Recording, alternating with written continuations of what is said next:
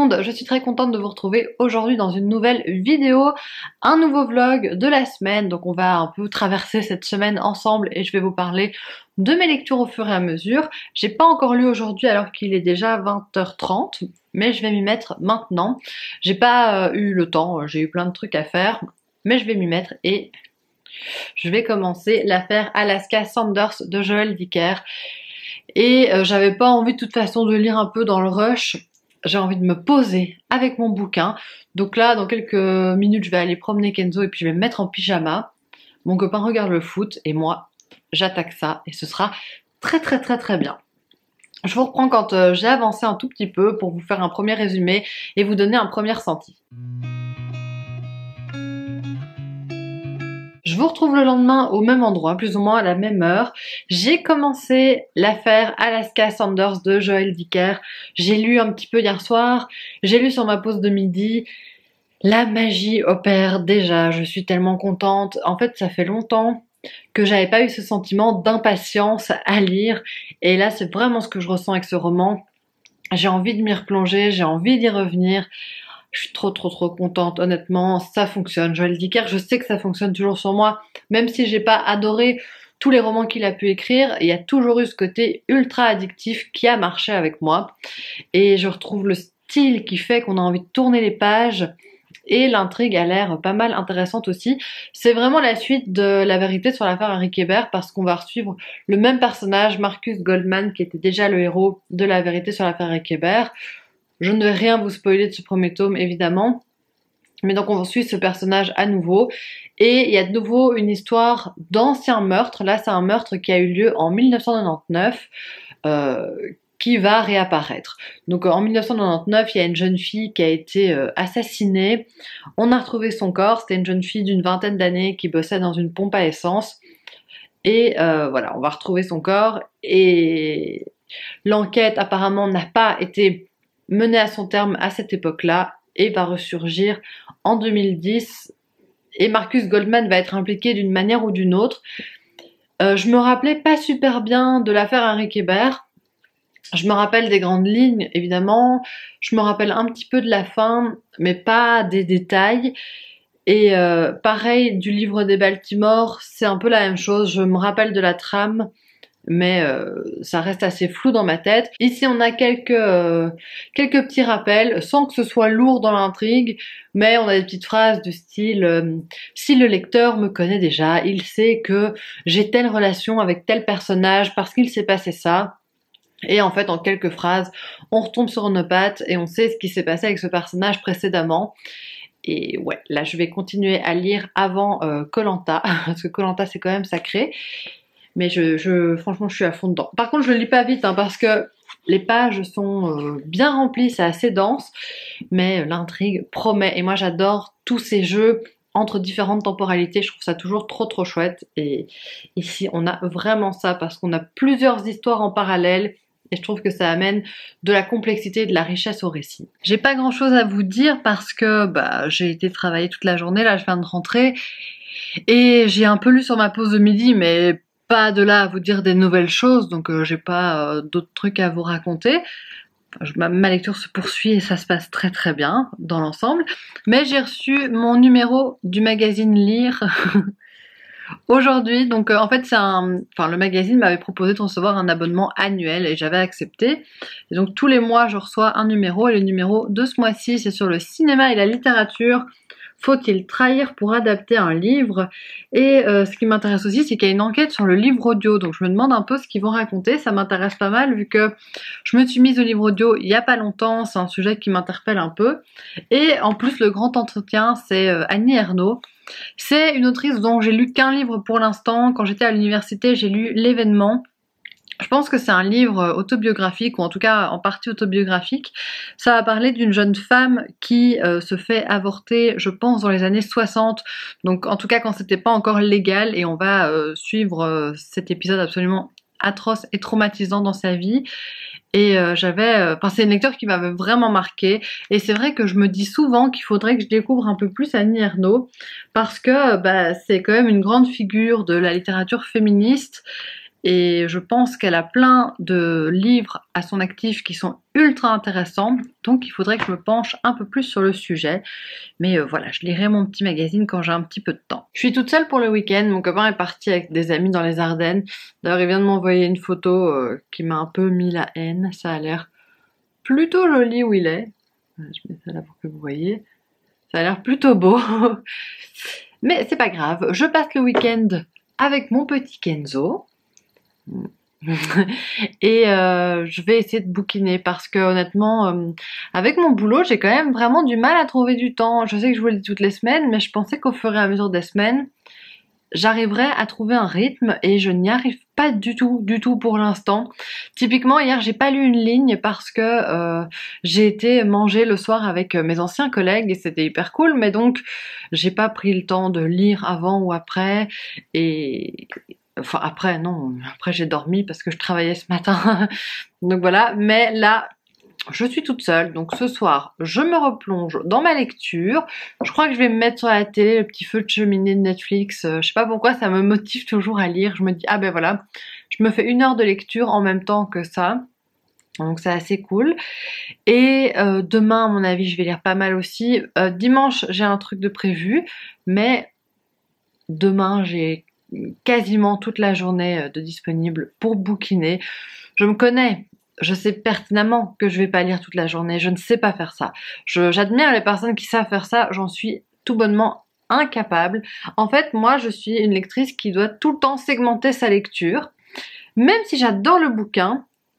Enfin, quoique, par exemple, typiquement Henri Kébert, ça avait été un exemple de lecture pas du tout segmentée. Et d'ailleurs, tous mes Joël Dicker, normalement, sont des lectures pas du tout segmentées pour moi parce que je me réserve un week-end pour lire le Joël Dicker et c'est la première fois que je fais différemment. Et c'est vrai qu'il y a une certaine frustration. Donc on va voir comment je le ressens. Si ça se trouve, je vais le bouffer dans le week-end et voilà. Mais de manière générale, je segmente vraiment mes moments de lecture.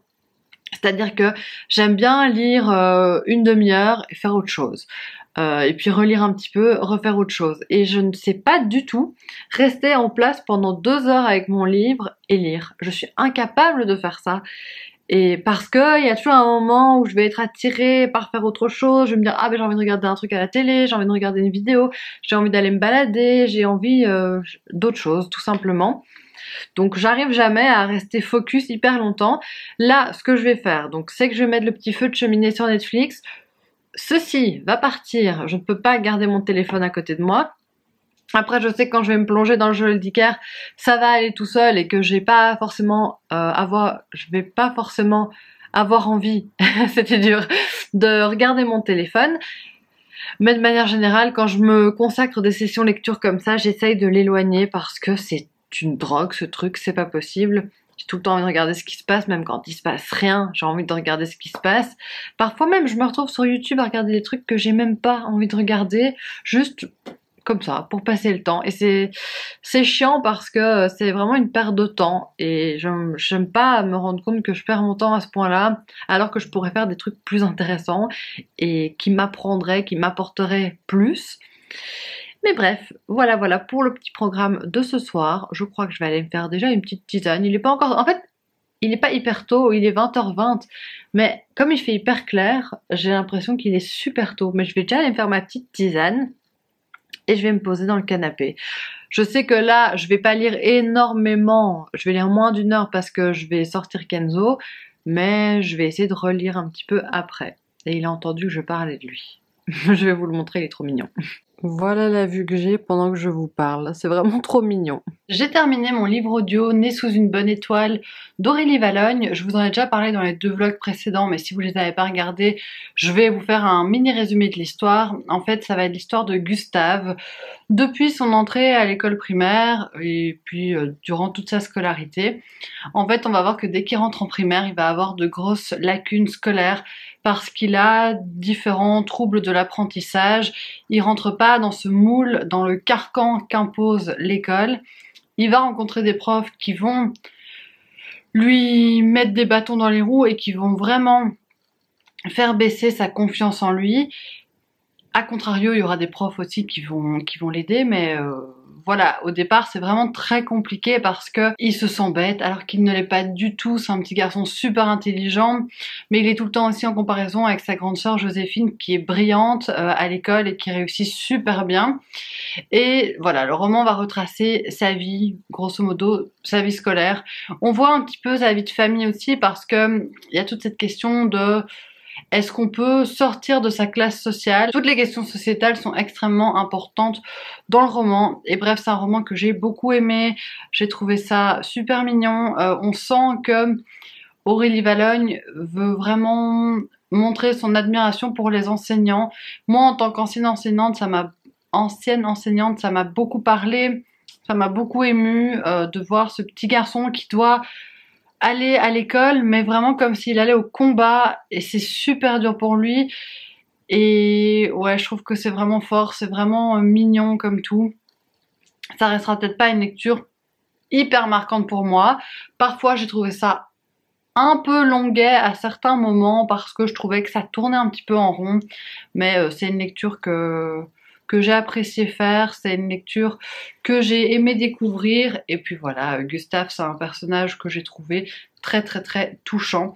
Et ce qui est cool, c'est que sur Audible, il y avait une interview de l'autrice juste après le livre audio, donc je l'ai écouté, j'aime bien écouter ça. Enfin, je l'écouterai pas pour tous les romans, un roman que j'ai pas trop apprécié, je pense pas que j'écouterai l'interview, mais je trouve que c'est intéressant parce qu'Aurélie Valognes explique comment lui est venue cette inspiration, en fait, que ça vient de personnes qu'elle connaît qui ont eu ces troubles de l'apprentissage. Et puis elle va aussi parler de son processus d'écriture, et c'est des choses qui m'intéressent toujours, que je trouve toujours très très intéressantes. Donc voilà ce que j'avais à vous dire sur Né sous une bonne étoile.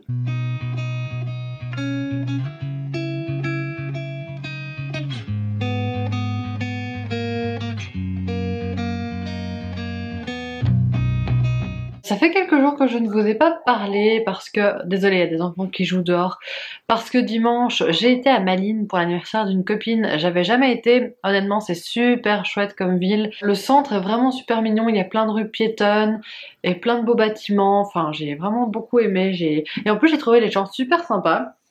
Enfin voilà, et hier j'avais rien à vous dire, tout simplement. Donc j'ai décidé de continuer ce vlog sur une deuxième semaine, d'autant plus que je suis toujours dans ma lecture de l'affaire Alaska Sanders de Joël Dicker. C'est ultra prenant. Donc si je le lis lentement, c'est vraiment pas la faute du livre, parce que dès que je suis dedans, je suis à fond dedans. Mais voilà, la vie fait qu'on n'a pas toujours le temps de lire. En tout cas, d'office que je le terminerai dans ce vlog. J'aime beaucoup ma lecture.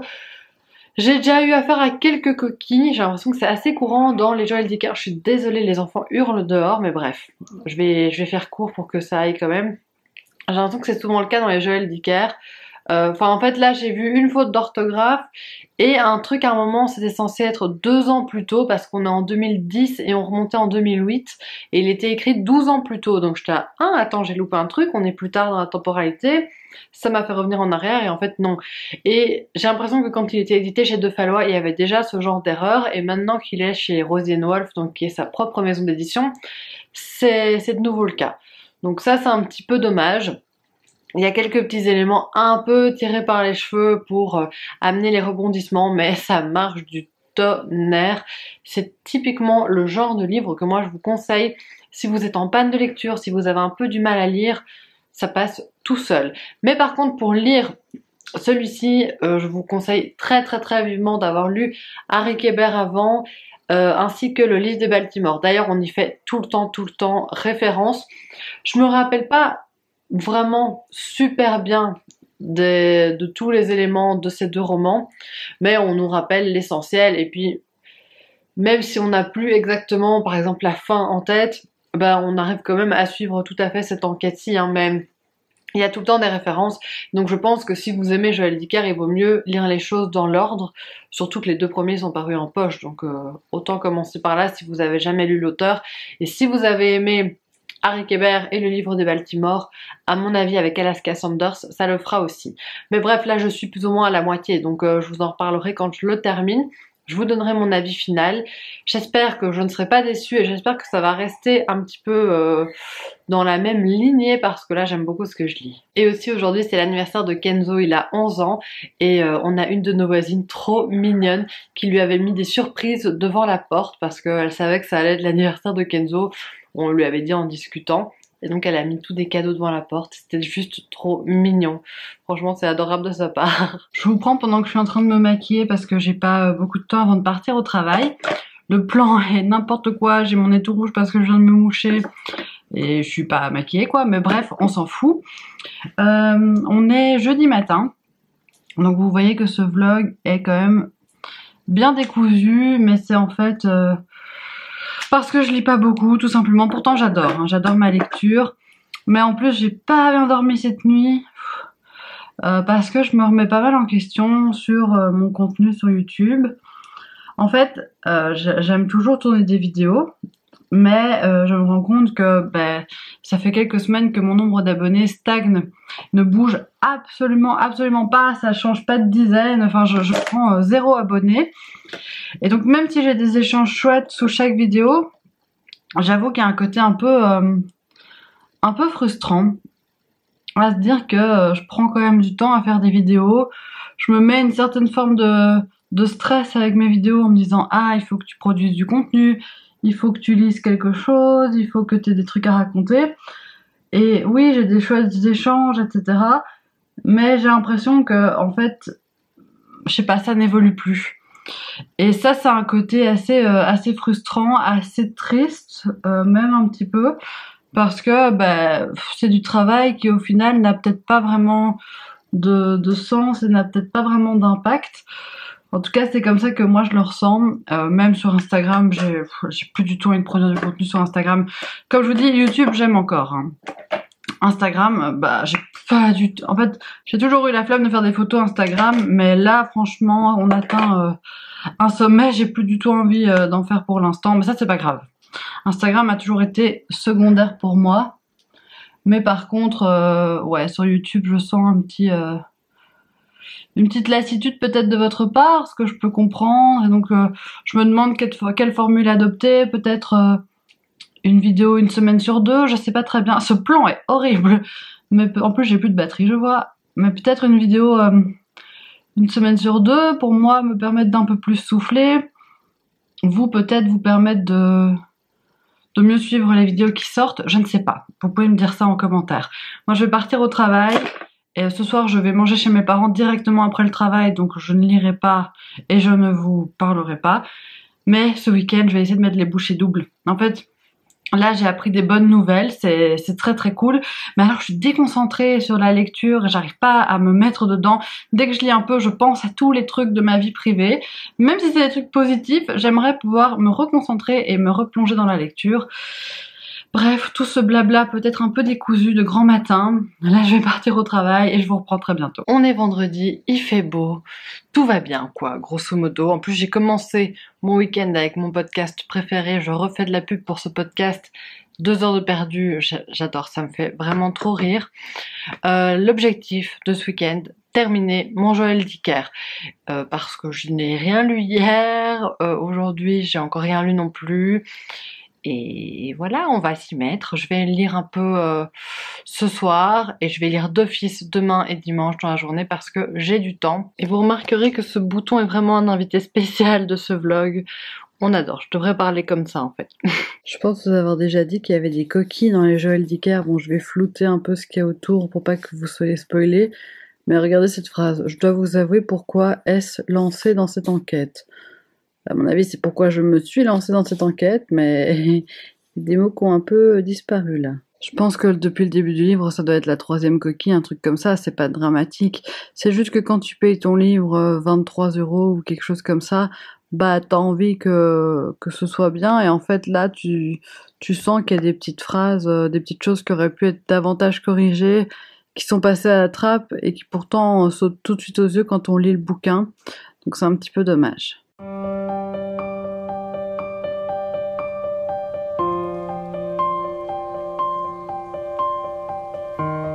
Après 2 semaines de lecture, j'ai terminé l'affaire Alaska Sanders de Joël Dicker. Je sais plus si je vous avais fait un résumé, mais de toute façon, ça tient en quelques mots. On suit Marcus Goldman après l'affaire Harry Kéber, qui va se retrouver confronté à une nouvelle histoire de meurtre qui avait été clôturée il y a des années, mais qui va venir déterrer parce que la résolution semble pas tout à fait plausible, ça semble pas tenir debout, et donc il va enquêter avec un policier sur la mort d'Alaska Sanders, qui est morte en 99, assassinée. On ne sait pas ce qui s'est passé, c'était une jeune fille à qui tout réussissait, et on va démêler cette histoire.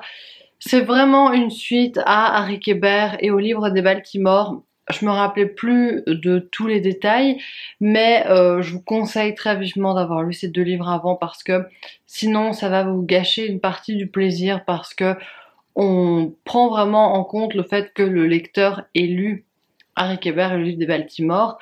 Vous pouvez tout comprendre sans les avoir lus, c'est juste que ça peut vous gâcher la lecture si après vous voulez vous diriger vers ces ouvrages-là, parce que vous apprenez déjà pas mal de choses.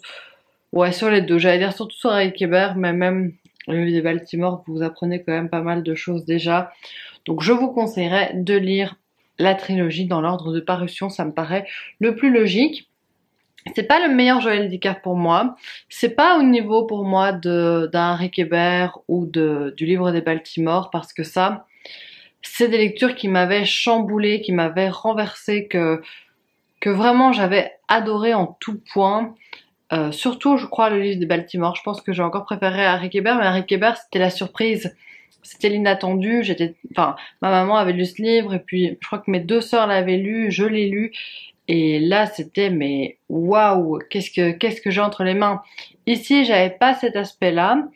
Je trouve que c'est un très bon policier, je trouve que ça fonctionne vraiment très bien, mais j'ai pas eu le côté waouh, j'ai eu le côté ah c'est vraiment sympa, c'est hyper addictif, ça fonctionne, mais pas coup de cœur. Voilà, pour moi c'est pas un coup de cœur, mais c'est une lecture que j'ai trouvée vachement bien ficelée. Après, je vous l'ai déjà dit, il y a des grosses facilités scénaristiques. On sent que parfois il vient un peu avec ses gros sabots pour nous dire ok, j'aimerais introduire la scène d'après. Donc là, il faut que je mette tel élément dans le décor.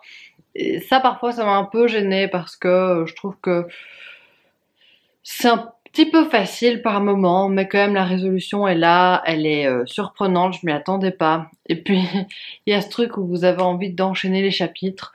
Donc je vous le recommande si vous aimez Joël Dicker.